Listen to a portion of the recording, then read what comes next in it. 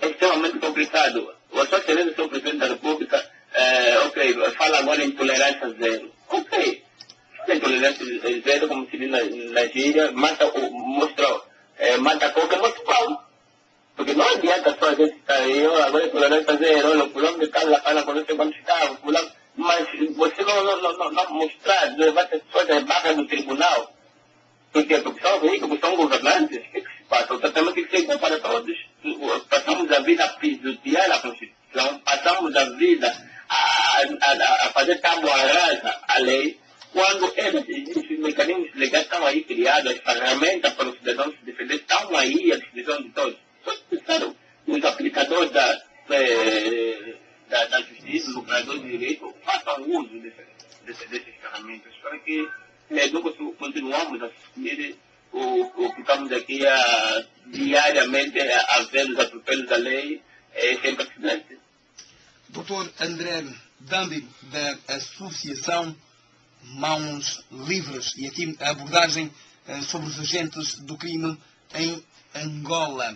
E é o tema que nós vamos abordar nesta sexta-feira, 16 de abril de 2010. Os nossos convidados são os doutores Pedro Gaspar Caparacata e Vitorino Domingos. Estão aqui nos estúdios da Eclésia, no programa O Cidadão e a Justiça, que é um espaço da responsabilidade.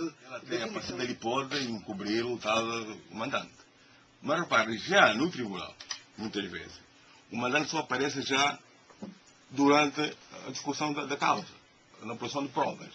Ele, com o encobridor, nesse caso, o autor material, pode, eventualmente, já com aquela vontade que ele encontra no tribunal, sem nenhum polícia atrás ou à frente, dizer, não fui eu, mas quem mandou o fulano é o ciclano. Não tem por aí. Mas também pode acontecer que ele não diga nada. Mas o juiz, na sua livre apreciação da prova, da discussão do processo, da causa, pode encontrar indícios de que, na verdade, existe algum mandante. Mas neste processo, na instrução preparatória, a polícia protege quem é do poder, protege os tais autores morais de determinados crimes. Há essa tendência? Bom, eu não falo em tendência, né? Mas, portanto, é aquilo que eu disse. O indivíduo está na polícia. Por vezes mandam até calar a boca a determinado indivíduo que diz que é um fulano. E, claro, esta pessoa é conhecida, esta pessoa pertence ao poder, no entanto, há este protecionismo. Tem sentido que é isso, doutor? Bom, eu não posso dizer definitivamente que isso existe, porque, portanto, dizer cala a boca, não sei o nome do fulano, isso se calhar fica entre as paredes aí do sítio onde está a decorrer a instrução. Mas, de uma forma abstrata, nós podemos entender que isso pode... Por que é que quando chegam ao tribunal acabam muitas vezes por dizer? Repare, porque a pressão psicológica é diminuta.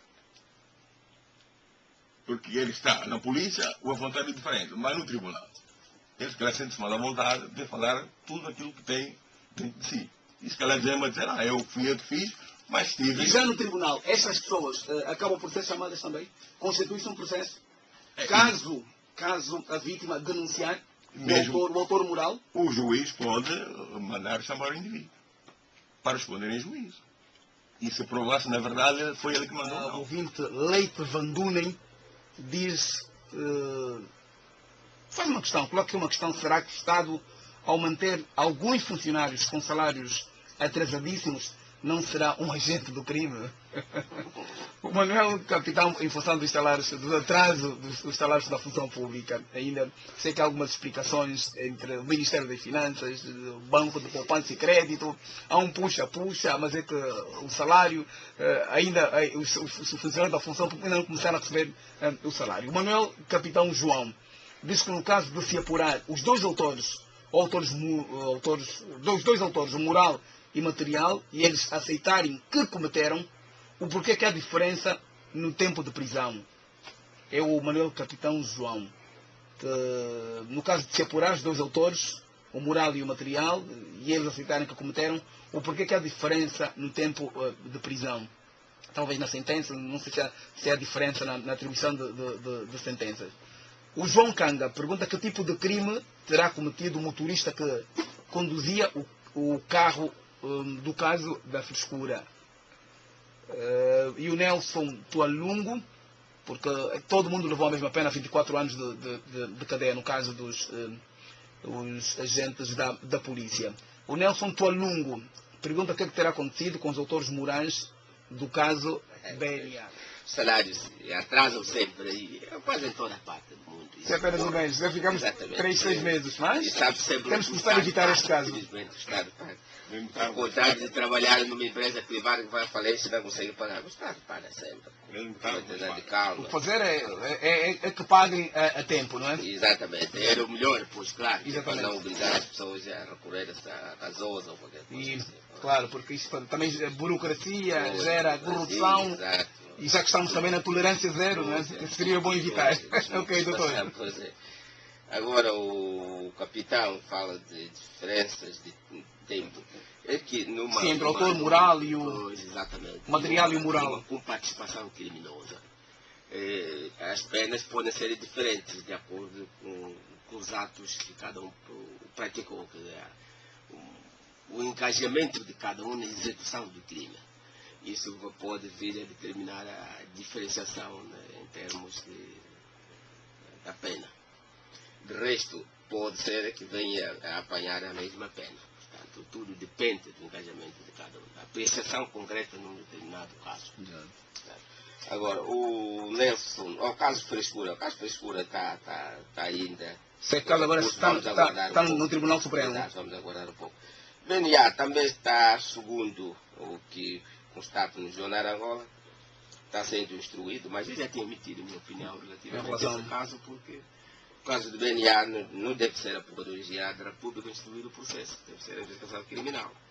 Tá, desse processo, e aproveito já a oportunidade para dizer que esse processo, rigorosamente nos termos da lei, esse processo é nulo, porque o Procuradoria da República só instrui processos cuja competência em termos de julgamento o Tribunal Supremo. Se aquelas pessoas, segundo o Procuradoria da República, é gente abaixo, utilizou um termo qualquer assim, pessoas portanto, não dirigentes do banco ou das finanças, logo, competem a investigação criminal, instruir esse processo. Não pode, de forma alguma, nos termos da lei, ser a Procuradoria da República. A Procuradoria da República está instruindo processos contra as pessoas que não gozam de imunidade. Eu não sei qual é o tribunal que vai julgar esse processo. Esse processo é nulo.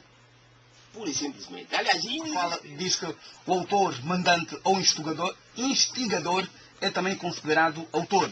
Número 1, dos atos necessários para a perpetração do crime, ainda que não constituam atos de execução. Número 2, do excesso do executor na perpetração do crime, nos casos em que devesse tê-lo previsto como consequência provável do mandato ou instigação. Fazemos referência. No artigo 22º, sobre os cúmplices, são cúmplices, no número 1, os que diretamente aconselharam ou instigaram outro a ser agente do crime, não estando compreendidos no artigo 20º. O artigo 20º fala sobre os autores, e para recordar que são autores os que executam o crime ou tomam parte direta na sua execução, os que por violência física, ameaça, abuso de autoridade ou de poder constrangeram outro a cometer o crime, seja ou não vencível, ou constrangimento, os que por ajuste, dádiva, promessa, ordem, pedido ou por qualquer meio fraudulento e direto